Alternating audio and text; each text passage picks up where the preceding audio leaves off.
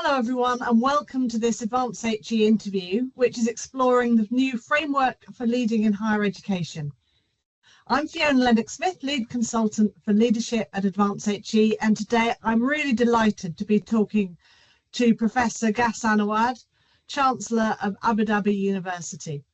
Ghassan has played a key role on the steering group for the framework for leading in higher education, and he's also a member of our leadership and management strategic advisory group.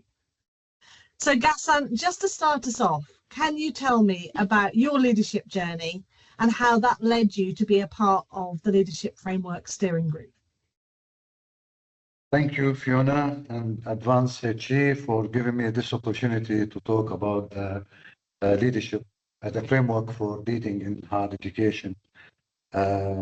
My journey started in Lebanon. I got my degree there, and I did a bachelor degree in civil engineering at Beirut Arab University, and then I worked for 2 years building schools and hospitals in the South Lebanon, sponsored by UNICEF. And then, unfortunately, the civil war was still raging, so I decided to go to UK. To do a master's degree and a PhD at Loughborough University through funding from the Hariri Foundation. And after completing my PhD, I went to Salford University. I stayed there for 20 years. When I left, I was Pro Vice Chancellor for Research and Innovation and Dean of the College of Science and Technology. I moved to University of Wollongong, Dubai as President, then to Gulf University for Science and Technology in Kuwait as Vice President for Academic Affairs. Then I stayed over 8 years in Bahrain as President of Applied Science University, and I've been now Chancellor of Abu Dhabi University for the last 2 years. The journey has been interesting, being exposed to different cultures, different values, different leadership styles. And when I was in Salford, in fact, in 2003, I joined as a fellow of the Higher Education Academy. She's become then Professor on Advanced HE. And from that moment, I got attached to what's happening in that area, being reflective on what I've been doing, and gaining this fellowship has made me really interested in what Advanced HE is doing now. And then I joined the Leadership and Management Advisory Group, Strategic Advisory Group, for a few years now. Enjoyed the contribution to that group, and then I was asked to join the steering group for this fantastic development about the framework for leading in higher education. And it is such an important framework because it's not one size fits all, which is the most important thing for me. It's just you can contextualize it according to values, culture, geographical locations, and so on. So I'm really, really excited about the opportunity this framework will bring to Abu Dhabi University, to the UAE, and to the region, and to the world, to be honest, when you think about it. And it's coming from an organization which I have the highest respect for, Advanced HE, considering the amount you have done to develop and transform the higher education sector, not just in the UK, but globally. Fantastic, thank you. And to me about why do you think the framework is relevant internationally, and maybe particularly to the Middle East region, but I know that your experience goes way beyond that too. Yeah, I think the framework could be applied anywhere, and that's why it's called a framework, to be honest, because you have to take into account the values, the culture, and it's clearly stated in the framework, and it's outcome-based as well, which is fantastic, and measuring the impact as well. So sometimes you lead, but you don't know what you have achieved in terms of the outcome for your institutions or the people you are leading, or the impact you have created. And as I mentioned before, this framework is generic enough to be applied within any context, any settings, and it's really, really comprehensive. You can take components of that framework and see what's really relevant to your institution and use it, whether in Abu Dhabi University, UAE region, and as I said before, globally. This framework was developed, to be honest, with contribution from people from various nations. It wasn't UK-centric at all. We managed to incorporate the value system, the inclusivity, which is really important, the vision according to the region, according to the value system for a particular institution. That's why it makes it really applicable, not just in the UK, but across the globe. And our region here will benefit immensely from it. I remember when I was in the UK, I was part of the top management program, TMP 14, in fact. It was extremely beneficial for me. I was Dean of College of Business Law and Built Environment at that time, I remember. And the knowledge, the learning we have gained from that leadership training was unbelievable. So to develop a framework and make it available to everyone so they can take what's really beneficial for them. At the same time, they can still join the TMP program, the Top Management program. It's still extremely beneficial.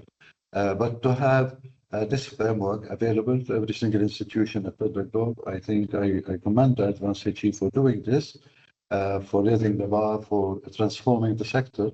And I'm confident that many, many institutions across the globe will benefit from this framework. Fantastic. I really liked something you said at the beginning there, Ghassan, about using it to kind of recognise and celebrate success and achievements that leaders have already had, as well as that kind of future-focused what next part with this. Yes, absolutely. I mean, it's interesting that, of course, when you look at the framework itself, it's really comprehensive and very detailed. It goes into all sorts of achievements at Al for those who are leading at the very top, or even the middle layer leaders, or even below potential leaders. And considering what's happening in the world now and the post-COVID technological revolution with AI, the state of peace and security across the globe, and the nature of the generation we are teaching and they are learning as well, Generation Z, who are completely different. And this generation have lived the COVID-19, unfortunately. So the leadership style and I think the leadership approach will need to change. And I'm sure this frame, being flexible, adaptable, would allow leaders to embrace a different leadership style based on empathy, on engagement with the people around them, students. And I think this is an extra maybe point for this framework. It's really timely. It's an era which is completely different from the past, and how universities may look like in the futures, how the learners would look like, how the students would look like in the future. Nobody knows. So by having a framework which can be maybe adapted or adjusted or really used according to the environment or the setting you are in, I think it's a big advantage for sure. Yeah, brilliant. Thank you for that. Do you have a sense as yet about how you want to apply this in Abu Dhabi University? For sure. We're going to take it and, of course, first of all, make our colleagues aware of it first. And I think we will use most likely technology, AI, in order to make it being broadcast to our colleagues, not to read it, but to listen to it. So we'll have some recordings of some sort. So we'll adopt a very innovative approach. And then we'll see what's really relevant for the university and at what level, the senior leadership team or middle managers or leaders and so on.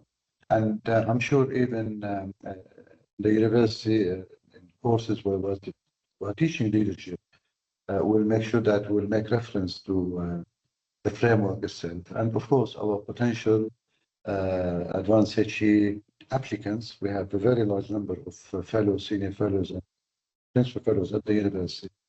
So those people would become really, our colleagues would become interested in this framework, to at least to look at it, understand how it works, and apply it. But I see a lot of potential for its application at the university.